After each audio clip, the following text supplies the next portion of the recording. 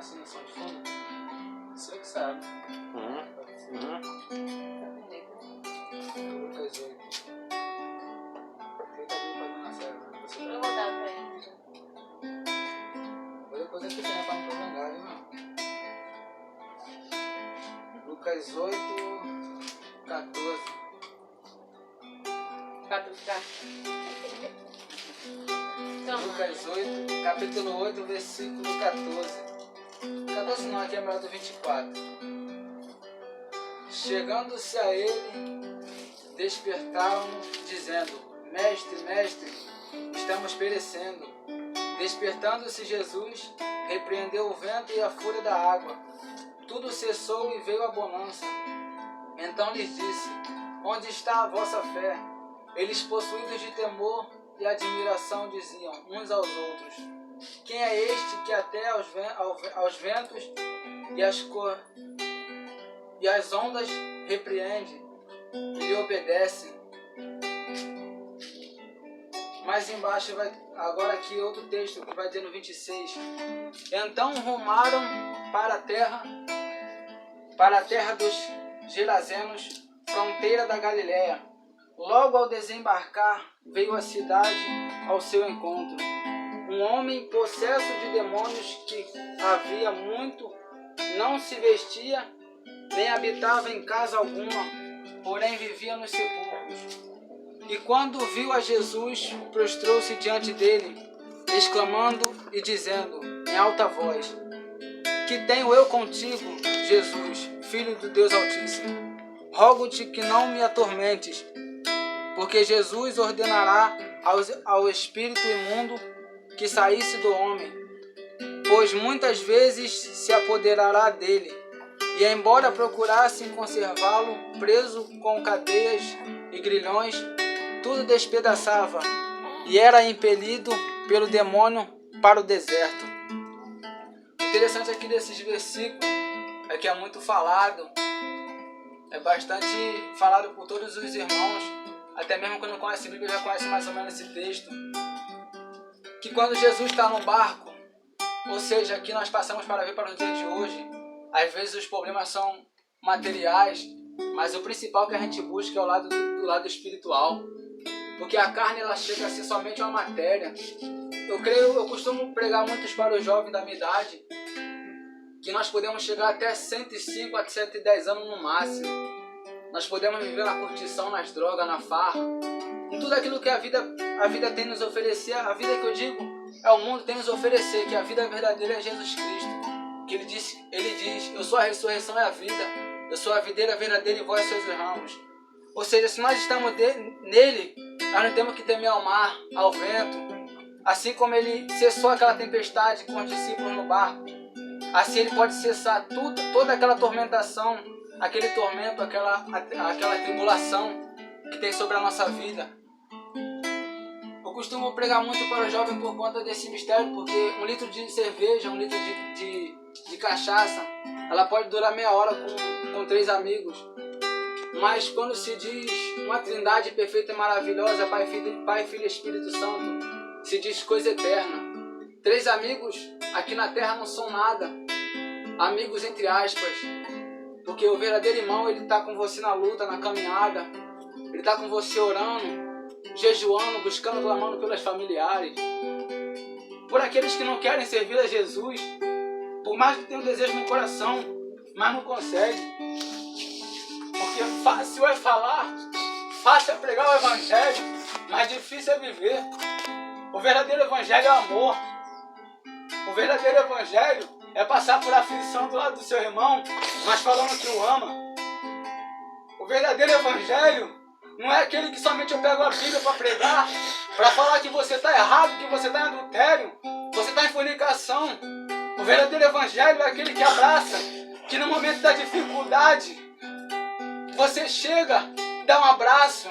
Olha, meu irmão, por mais que você não tenha a necessidade, ou melhor, a capacidade de ajudar o próximo com 1 quilo de alimento, não tem a capacidade de ajudar com o valor total que ele tem de pagar aquela conta, mas o principal Jesus me deixou que foi o verdadeiro evangelho, o verdadeiro abraço amoroso, carinhoso, o verdadeiro amor de irmão. Confesso que não tinha separado nada disso, não tinha preparado nada. Mas como na primeira oração nós fizemos hoje, pedindo direção do Espírito Santo, Deus vem aqui tocar em nossos corações para falar muitas outras coisas. Creio eu que não só hoje, mas daqui para frente será diferente. Porque nós vemos orando por cada um dos nossos familiares, nossos irmãos que estão lá fora nas drogas, perdidos na cachaça, perdidos no tráfico, na prostituição. Nós vemos clamando cada dia mais. Eu não vim aqui somente pregar e falar do amor e falar do amor. Eu venho aqui demonstrar o meu carinho pelos meus familiares, pelos meus irmãos. Porque como eu disse já, fácil é pregar, difícil é viver. Nós temos que cada dia mais confiar em Jesus. Porque às vezes a tribulação vem não para a nossa derrota, mas sim para que nós venhamos nos fortalecer mais na presença do nosso Senhor. Porque quando se diz tribulação, quando se diz vento, quando se diz tribulação, nós já pensamos logo, nós não vamos passar daqui. Assim como os discípulos pensaram naquela época, naquele tempo, naquele barco. Olha, nós vamos perecer. Mas imediatamente a Bíblia relata que ele foi e acordaram o mestre. Só que isso é só um contexto, acordar o mestre, porque o mestre nunca dorme. Ele é aquele que não tarda e nunca falha. Ele é aquele que no momento certo ele levanta os olhos e vê tudo aquilo, aquela prova que nós estamos passando e como nós estamos vivendo nessa prova. Assim, creio eu que como ele fez com aqueles discípulos, olha, pare o vento e pare o mar, assim ele vai fazer na nossa vida. No momento certo, sem falhar e sem tardar. Assim também como aconteceu quando eles foram rumo aos Gadarenos, em que chegando lá havia um homem possesso de demônios, no qual a Bíblia vai relatar que são legiões, ou seja, não é um, nem dois, nem 10 demônios, são legiões. Ou seja, nós passamos por tribulações, passamos por batalha, mas para que lá na frente alguma pessoa venha ser liberta daquele mal. Quer ver, nós passamos e olhamos assim, olha, aquele bêbado, isso não vale nada. Isso aí já foi alguma coisa, um jogador, algum cantor, mas hoje não vale nada. Mas se ele está de pé, é porque Deus tem algo na vida dele. Deus tem algo para falar através da gente para aquela pessoa. Às vezes nós não somos obrigados a pregar com a palavra assim. Somos sempre necessários e obrigados, claro. Mas quando a pessoa não quer escutar, nós temos que pregar com o nosso próprio testemunho. Por isso que eu falo mais uma vez, não adianta somente pregar o Evangelho. Não adianta, nós temos que viver. O que o povo hoje em dia está esquecendo é de viver o Evangelho. Eu costumo lembrar da passagem que vai falar em Apocalipse, em que João tinha que mastigar o livrinho e engolir. A Bíblia vai relatar que nesse período o anjo fala para ele e ele come aquele livrinho, em que na boca dele tem um gosto amargo, tem um gosto de mel. Mas quando ele engole no seu estômago, a Bíblia vai relatar que tem o gosto amargo. A barriga dele começa a embrulhar. Ou seja, é necessário nós mastigarmos o livrinho, sentirmos o mel para pregar, mas engolirmos para viver aquilo que a Bíblia tem a nos ordenar, aquilo que a Bíblia tem a nos falar. Isso aqui não é apenas um livro, e sim um jeito de viver verdadeiramente. Mas muitos podem afirmar, mas para que eu vou ser cristão? Os cristãos são perseguidos, são lapidados pelo povo. Mas eu aprendi que o verdadeiro sentido da vida não está nessa terra. Porque Jesus o próprio vai dizer que ele foi odiado nessa terra. Nós também vamos ser por conta do nome dele. Mas ele vai dizer, tem de bom ânimo, porque eu venci o mundo, vós também vencerão. Ou seja, nós passamos por aflição nessa terra, mas nós sabemos que um grande dia nós temos um canto para ir morar. Porque ele próprio, em João 14, vai falar, eu vou para o Pai, mas eu volto para vos buscar, porque eu vou para preparar lugar para vós. Ou seja, mas a nossa vida não é nessa terra. A nossa vida verdadeiramente, ela não relata coisas dessa coisa mundana. Porque a Bíblia também vai nos relatar que quando nós chegarmos lá no céu, nada dessa terra vai ser lembrado.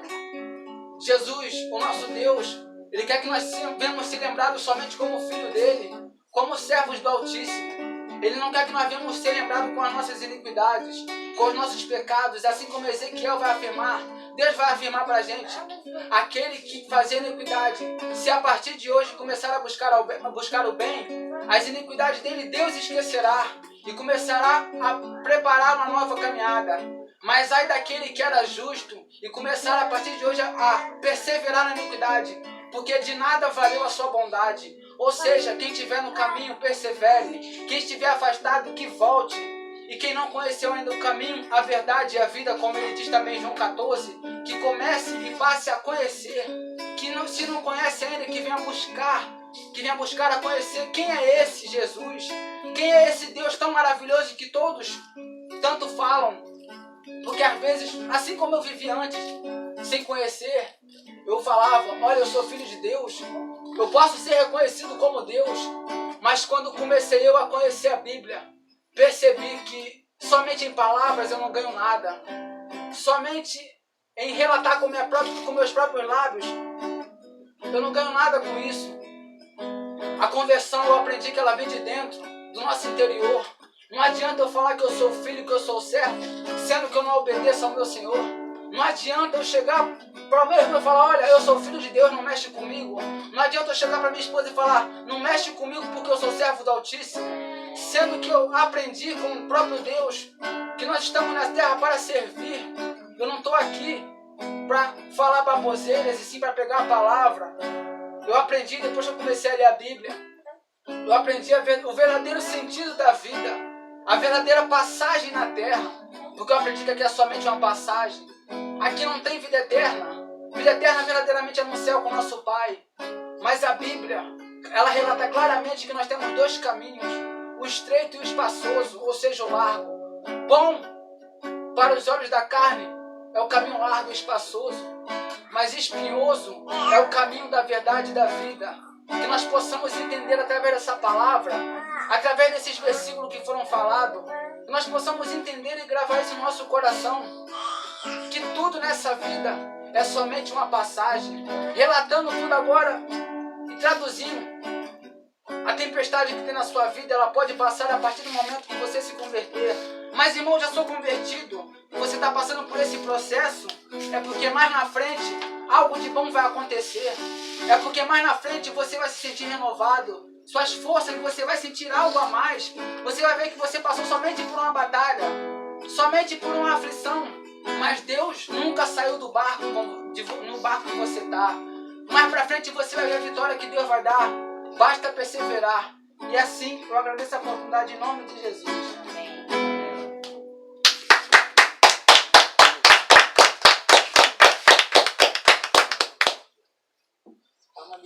Deus abençoe. Deus Está de pé.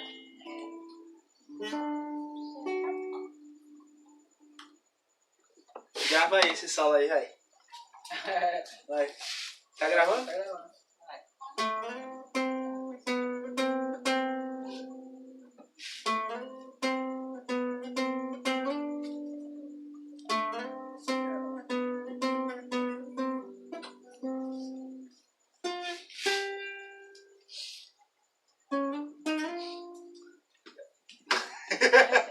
Agora continue. Vai, tá gravando, tá gravando. Tá gravando ainda? E aí, mano? Vai começar com agora. Vamos mais um novo pra acabar? Vai, eu falei que é só. Ah, é mesmo? Eu vou dar de Meu orgulho me tirou do jardim. Não. Meu orgulho me tirou do jardim. Sua humildade nunca tá. Seu bendito. Pega.